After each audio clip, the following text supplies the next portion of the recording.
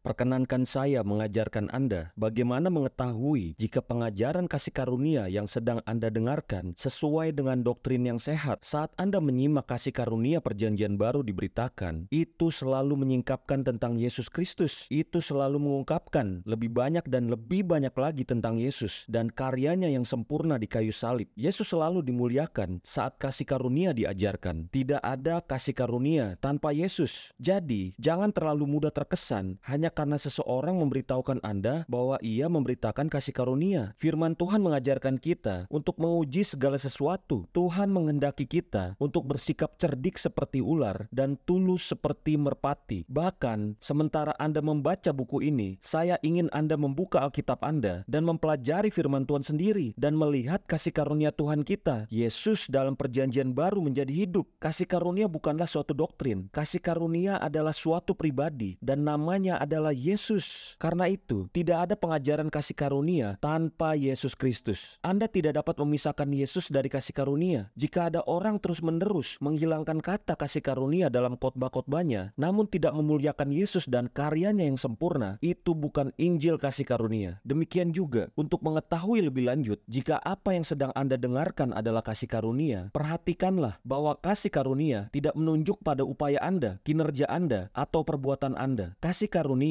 tidak menjadikan upaya-upaya manusia berarti dan sepenuhnya menunjuk pada upaya-upaya Yesus dan segala sesuatu yang telah dilakukannya. Hukum Taurat membuat manusia memusatkan perhatian pada diri sendiri. Hukum Taurat selalu bertanya, apakah yang harus aku lakukan? Tetapi kasih karunia membuat manusia memusatkan perhatian pada Kristus. Kasih karunia bertanya, apakah yang telah Yesus lakukan? Di bawah hukum Taurat, Anda dibebani untuk menampilkan perbuatan yang sesuai. Di bawah kasih karunia, bebannya ada pada apa yang Yesus telah lakukan di kayu salib. Itulah sebabnya mengapa Yesus berkata, marilah kepadaku, semua yang letih lesu dan berbeban berat, aku akan memberikan kelegaan kepadamu. Pikulah kuk yang kupasang dan belajarlah padaku, karena aku lemah lembut dan rendah hati, dan jiwamu akan mendapat ketenangan. Sebab kuk yang kupasang itu enak dan bebanku pun ringan. Yesus tidak sedang berbicara kepada orang-orang yang letih lesu dan berbeban berat karena pekerjaan sekuler mereka. Ia sedang berbicara kepada orang-orang yang letih lesu dan berbeban berat karena tuntutan-tuntutan hukum Taurat Musa. Beban hukum Taurat sulit dan berat. Yesus datang untuk mengungkapkan kasih karunia, dan beban kasih karunia ringan dan mudah karena tidak melibatkan apapun dari Anda. Semua dari Kristus. Ia telah menanggung beban dosa demi Anda. Di bawah kasih karunia, bagian Anda hanyalah mempercayai Yesus Kristus. Begitu Anda percaya, Anda diberkati dan dibenarkan. Bukankah ini kasih karunia yang luar biasa? Kasih karunia perjanjian baru begitu penuh kuasa sehingga telah ada upaya-upaya untuk menyimpangkan pengajaran kasih karunia Tuhan. Ada yang menyebut dirinya pengkhotbah yang memberitakan kasih karunia yang tidak berasal dari Tuhan. Mereka mempercayai keselamatan universal dan menyatakan bahwa karena kasih karunia Tuhan, semua orang akan diselamatkan bahkan tanpa mempercayai Yesus. Ini adalah dusta dari jurang neraka. Tidak ada seorang pun dapat diselamatkan kecuali melalui Yesus Kristus, juru selamat kita. Yesus adalah jalan, kebenaran, dan hidup. Tidak seorang pun yang dapat datang kepada Bapa dan menerima hidup kekal tanpa melalui Yesus. Tidak ada kasih karunia tanpa pribadi Yesus. Ajaran keselamatan universal adalah dusta yang sama sekali tidak menghormati Yesus dan menyangkal karyanya di kayu salib. Kasih karunia sejati selalu menjadikan Yesus pusat dari segala sesuatu. Semuanya adalah tentang Yesus Kristus. Inilah saatnya bagi umat Tuhan untuk merubuhkan pagar kontroversi sekitar kasih karunia dan mulai menyingkapkan semakin dan semakin banyak lagi tentang Yesus. Ini adalah inti pelayanan saya, menyingkapkan tentang Yesus dan melihat lebih banyak lagi tentang Yesus, kebaikannya, kesempurnaannya, dan kasih karunia-Nya. Semua itu adalah tentang membawa kembali keajaiban kepada kasih karunia. Jika orang-orang percaya tidak memahami bahwa kasih karunia Tuhan adalah kemurahannya yang tidak layak diterima, tidak diupayakan, dan tidak semestinya, mereka akan bergantung pada upaya-upaya mereka sendiri untuk mematuhi hukum Taurat Musa supaya mereka layak menerima, mengupayakan, dan mendapatkan karena kemurahannya. Demikian juga jika orang-orang percaya tidak mengerti bahwa kebenaran adalah suatu anugerah dan itu adalah tentang kedudukan benar dan bukan perbuatan benar, mereka akan bergantung sepenuhnya pada upaya-upaya mereka sendiri untuk menerima anugerah ini.